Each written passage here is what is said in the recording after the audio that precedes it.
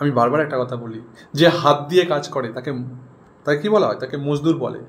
আর যে হাত আর দিমাগ দিয়ে কাজ করে তাকে কারিগর বলে।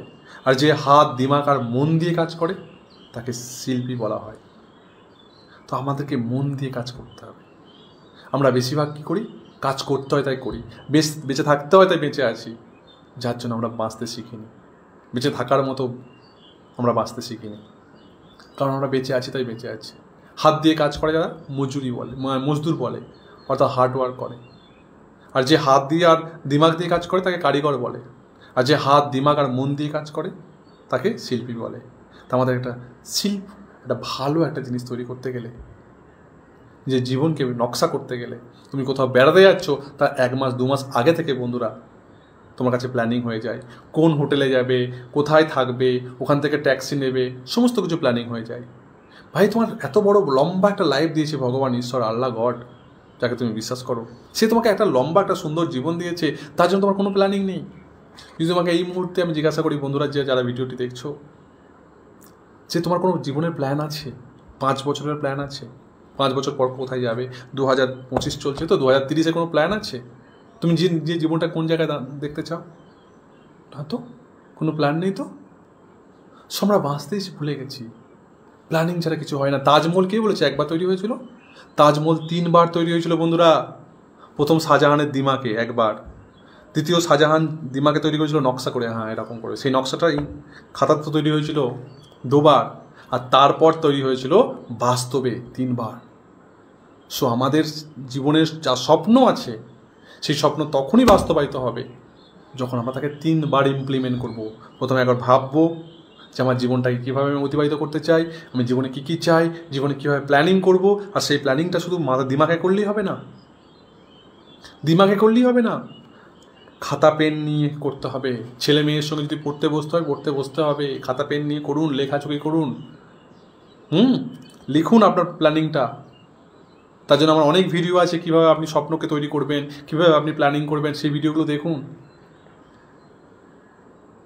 হ্যাঁ, তারপর সেই প্ল্যানিং অনুযায়ী আপনি কাজ করুন, আর সেই স্বপ্ন একদিন দেখবেন যেটা দিমাগে ভেবেছিলেন, যেটা খাতায় লিখেছিলেন, সেটা বাস্তবে রূপ দিয়েছে। আমি আপনাকে এমনি বলছি না, এরকম না। অনেক স্বপ্ন যখন আমি ভেবেছিলাম, লিখেছিলাম, আর বাস্তবে ইমপ্লিমেন্ট করেছিলাম, আর সেগুলো ইমপ্লিমেন্ট হয়েছে। একাধিক স্বপ্ন ইমপ্লিমেন্ট হয়েছে, যেটা আমি কল্পনাতে কোনোদিন ভাবতেও পারিনি যেটা হতে পারে, সেটা হয়েছে। এমনি হাওয়াতে তীর মারছি না বন্ধু আমি আপনাদেরকে। আমি যেটা করি সেটাই আমি বলি, আগে ইমপ্লিমেন্ট করি আমার লাইফে, তারপরে আমি আপনাদেরকে বলার চেষ্টা করি। সো বন্ধুরা, আমি বারবার বলবো যে কাজই আমরা করি না কেন, সেটা যেন অবশ্যই আমরা মন থেকে করি। আপনি বলুন তো, জন্মদিন আপনি একা মানাতে পারবেন না? জন্মদিন আপনি একা মানাতে পারবেন না। হ্যাঁ, একাই বসে আছেন, হ্যাপি বার্থডে টু ইউ, কখনো মানাতে পারবেন না, সেই ফিলিংসটা আসবে না। জন্মদিন কখনো একা মানানো যায় না। তাই আমি আপনাকে একটা কথা বলছি, যে দুনিয়াতে যে সমস্যার সঙ্গে আপনি লড়ছেন, তা আপনি একা লড়বেন না, পুরো তাগত সে লড়ুন। আর তাগত বল কে জানেন?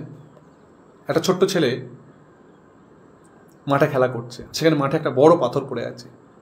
বাবা বলছে, তুই পাথরটা সরিয়ে দে, তাহলে তো ভালোভাবে খেলতে পারবি, পায়ে চোট লাগবে না। বলছে, হ্যাঁ বাবা, আমি সরিয়ে দেবো। পারিনি সরাতে। বাবা বলছে, সরিয়েছিস? বললো, না বাবা, আজকে পারিনি, কালকে সরিয়ে দেবো পাক্কা। আবার গেছে কালকে, তারপর দিন আবার এসে, সরিয়েছিস পাথরটা? বলছে, না বাবা, সরাতে পারিনি। তৃতীয় দিন বাবাও সাথে গেছে, বাবা দাঁড়িয়ে আছে, বলছে সরা। ছেলে দেখছে প্রচণ্ড চেষ্টা করছে, তাগত। বাবা বলছে, কি রে, সরাতে পারছিস না? বলছে, না বাবা, তুমি চিন্তা করো না, আমি আমার পুরো শক্তি দিয়ে আমি সরাবো। তখন বাবা বলছে, যে তোর পুরো তাগত দিয়ে তো, শক্তি দিয়ে তুই সরাচ্ছিস, সরাতে পারছিস না।